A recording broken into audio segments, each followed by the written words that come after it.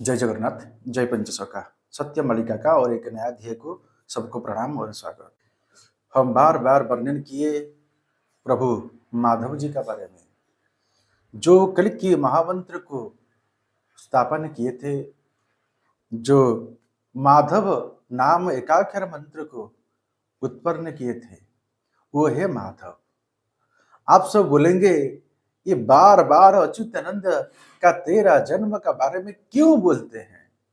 ये सबसे बड़ा विषय है। बिना माधव से भगवान कल्कि का अवतार नहीं होगा। ये सबको अनुरोध है।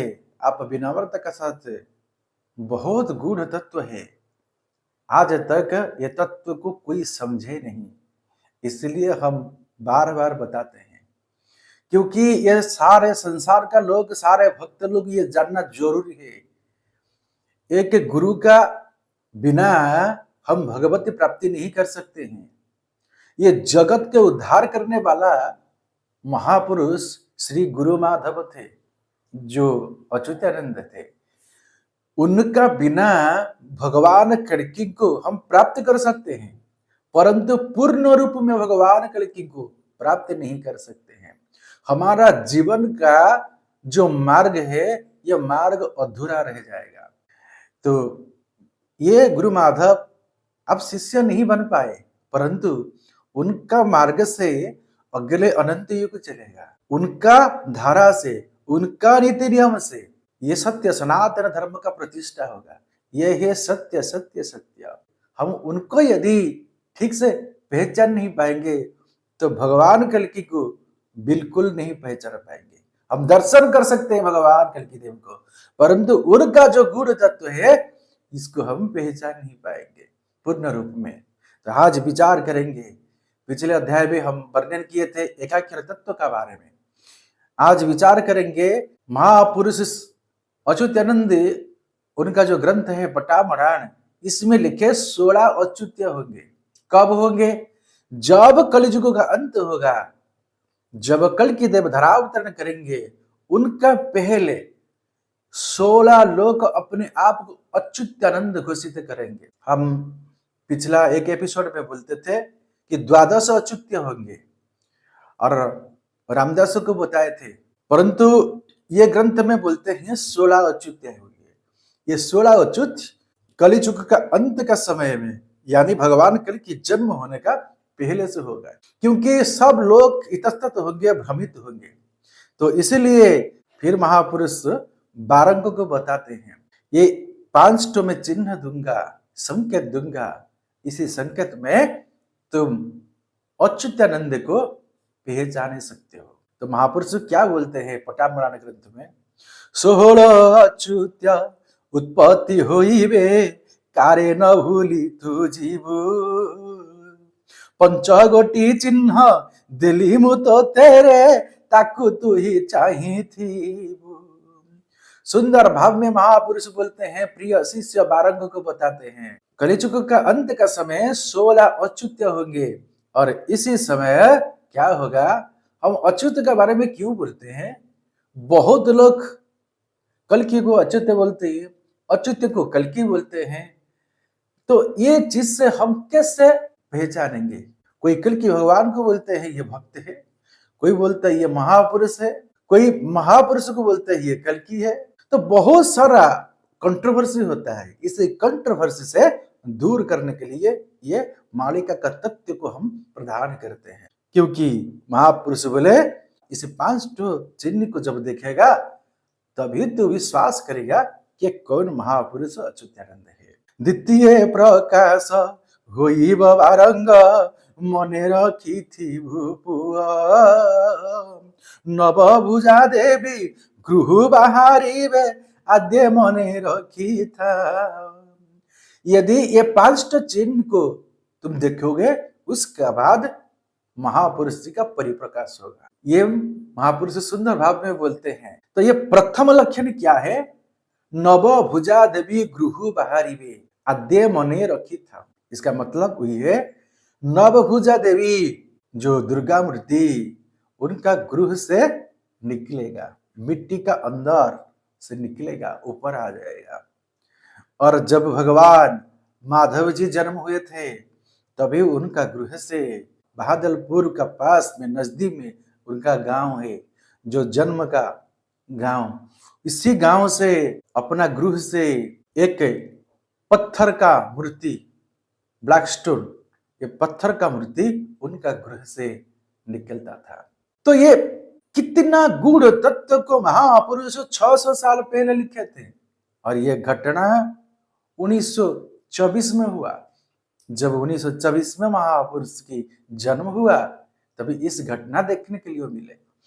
तो महापुरुष वही लिखे थे, जब नवभुजा देवी पहले निकलेंगे जिनका घर से उनको पता चलेगा, सबको पता चलेगा, ये राम तेरे को पता चलेगा, ये है महापुरुष अच्युतानंद। ये क्यों?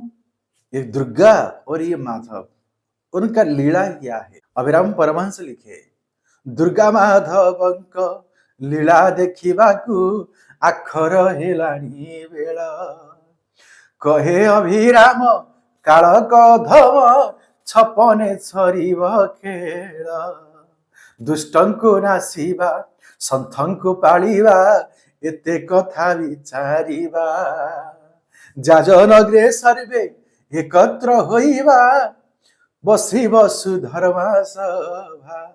जगत गुरु अभिराम परमहंस सुंदर भाव में लिखे, उनका ग्रंथ में दुर्गा माधवंको खेल देखिबाकू आखर हेलानी बेल, ये समय निकटवर्ती हो गया है। दुर्गा माधव का खेल ही धरा पृष्ठ में होगा। और कहे अभिराम काल का धर्म 56 शरीब खेल, और ये 56 अंक में ये खेल खत्म होगा, दुर्गा माधव का खेल। और दुष्टं को नासीबा संथं को पालीबा, और दुष्ट को प्रभु नाश करेंगे और संत लोगों को पालन करेंगे, इतना बात सब होगा। और जाजनगर यानी जाजपुर में बैठेगा सुधर्मा सभा। कितना सुंदर भाव में। और अभिराम परमहंस बोले, ये सुधर्मा सभा का स्थापन करता, जो सुधर्मा सभा का प्रतिष्ठाता है माधव बिहारी यानी अच्युतानंद स्वयं। ये सुधर्मा सभा को स्थापन किए थे 1991-92 में स्थापन किए थे।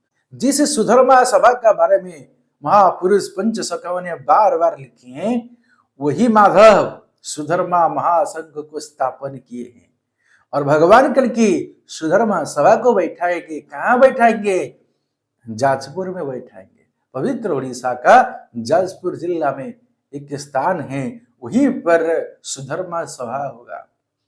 कब होगा अब बताए थे, अगले समय भी जब विचार करेंगे सुधर्मा सभा का बारे में, इसी समय हम स्पष्ट पूर्ण रूप में बताएंगे। तो वहां पुरुष लिखे हैं बार बार, ये दुर्गा माधव का खेल होगा। अभिराम परमहंस जी का साथ दुर्गा देवी का संपर्क था, माधव जी का साथ दुर्गा देवी का संपर्क है, और अगले समय पर भगवान कल्की देव का साथ माँ दुर्गा देवी का साथ संपर्क है। इसका बारे में अगले समय पर एक बड़ा विचार रखेंगे, जिसको सारे भक्त लोगों को विश्वास होगा, एहसास होगा। ये महापुरुष फिर लिखे, कले दही पखाल साग भजा कलंकी रूपी देव राजा, दुर्गा गृहरे पहुंचीबे करण कुले जात थीबे। सुंदर भाव में लिखे महापुरुष, लिखे जो भगवान करण कुल में जन्म होंगे, महापुरुष करण कुल में जन्म होंगे, और दुर्गा गृहरे पहुंचवे, जहां पर नवभुजा देवी प्रकट होंगे।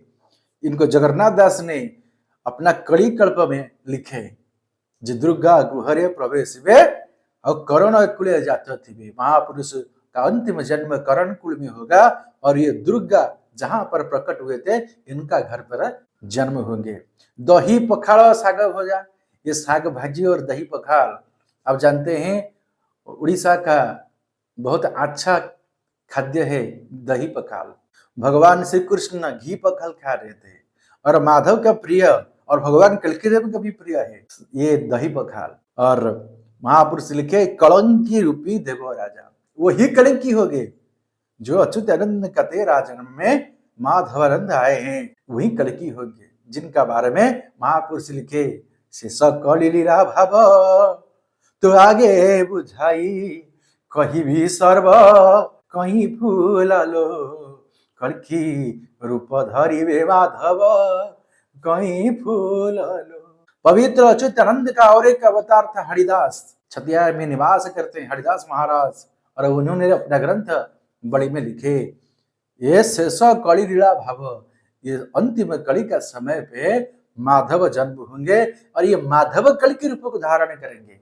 और इधर भी लिखे ये कल के रूप को धारण करेंगे, और ये माधव कल के रूप को धारण कर चुके हैं। और कैसे किए हैं, क्या महत्व है, क्या विचार है, अगले समय पर हम बताएंगे। और प्रभु का निर्देश में जो सत्संग चल रहा है, इस सत्संग में हम सभी भक्त तथा भाई और माँ लोगों को, सब साधु संत को निवेदन करते हैं। बहुत सारा साधु संत सन्यासी हैं, परंतु वे गंजाई मादक ऐसा चीज भी सब खाते हैं।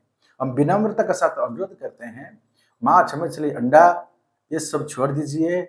जो पान गुटखा खैनी तमाकू और गंजाई ये सब मादक द्रव्य सेवन करते हैं, अनुरोध करते हैं, वो सब चीजें छोड़ दीजिए। और सारे विश्व का भक्त लोग, विश्व का साधु संत लोग सब एकत्रीकरण हो जाइए, और धर्म संस्थापना बहुत करीबी है। ये अंतिम विचार है। अगले समय पर कोई बोलने के लिए नहीं रहेगा, सुनाने के लिए कोई नहीं रहेगा, अगले जो समय होगा।